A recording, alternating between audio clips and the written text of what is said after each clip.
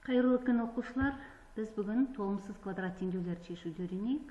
Толумсуз квадрат теңдеүүлөр дегенimiz кандай теңдеүүлөр эди, эсибизге түшүрөйүк. Яғни ax квадрат косуу bx косуу c тең болот 0, мындагы a 0-ге тең эмес. Бул түрдөгү теңдөө жалпы квадраттык теңдеүүлөр. Эгер осы квадрат теңдөөдө b жана c коэффициенттери 0-ге тең болгон жагдайда, улар толумсуз квадрат теңдеүүлөргө айналады. Биринчи жагдайда b тең 0, c тең эмес 0-ге, бос мүшөсү 0-ге тең эмес. Бул кезде теңдөөдүн түрү ax квадрат косуу c тең 0 түрүнө келет экен. Мына бул толумсуз квадрат теңдөөдүн биринчи жагдайы. Эгер b тең эмес 0, ал бос мүшөсү 0-ге тең болатын болса, онда квадрат теңдөө ax квадрат косуу bx тең 0 түрүнө келет. Және эгер b және c коэффициенттери экөөү да 0-ге тең болса, онда ax квадрат тең болот 0 түрүнө келет. Міне осы үч түрдөгү теңдөөдү биз толумсуз квадрат теңдеүүлөр деп атайбыз. Азыр осы түрдөгү теңдеүүлөрдү чечүүгө үйрөнөйүк. Биринчи мисал, 3x-тин квадраты тең болот 0. Бул толумсуз квадрат теңдөө, бул жерде экинчи коэффициент және бос мүшө 0-ге тең болуптур.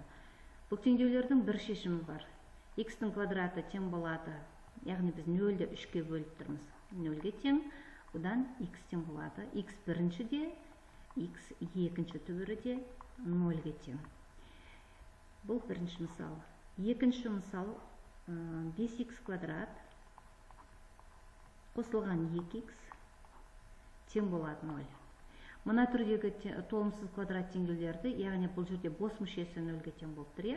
Бұл теңдеулер чешу үшін біз балалар оны теңдіктің мынау сол жағын көбейткіштерге жіктеп алайық. Ортақ көбейткішті жақшаның астына шығару арқылы жіктеуімізге болады. Мында ортақ көбейткіш x болып тұр. X-ті жақшаның астына шығаратын болсақ, бізде теңдеудің түрі мына түрге келеді. X жақшасына шықты, 5x қосылған мында 2 қалады. 5x қосу 2 тең 0-ге. Енді екі көбейткішті жеке-жеке 0-ге теңестіріп теңдеу шешеміз. Сонда x бірінші тең болады 0-ге, x2-ні табу үшін жақшаның ішін 0-ге теңестірейік.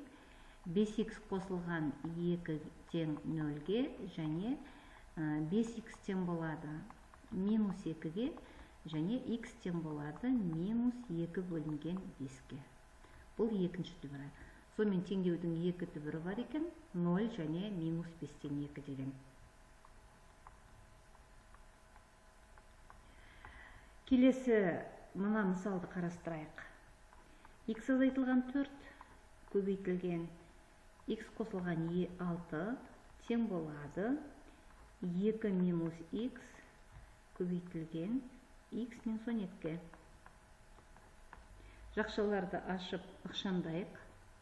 X-тің квадраты қосылған x-ті 6-ға көбейтеміз 6x, азайтылған 4x азайту 24 тең болады 2x, 2-ні минус 12-ге көбейтеміз минус 24, минус x пен x-тің көбейтінісі минус x-тің квадраты плюс 12x.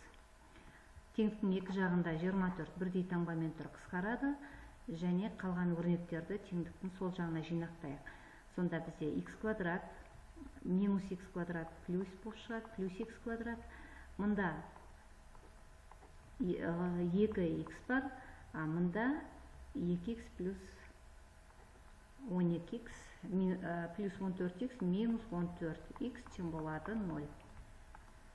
Сонымен 2x-тің квадраты минус 12x тең 0 деген толымсыз квадрат шықты. Бұнда да бос мүшесі сонда 0-ге тең болып тұр. Енді бұл теңдеу шешу үшінде алдыңғы мысалдағыдай ортақ көбейткішті жақшасына шығарайық.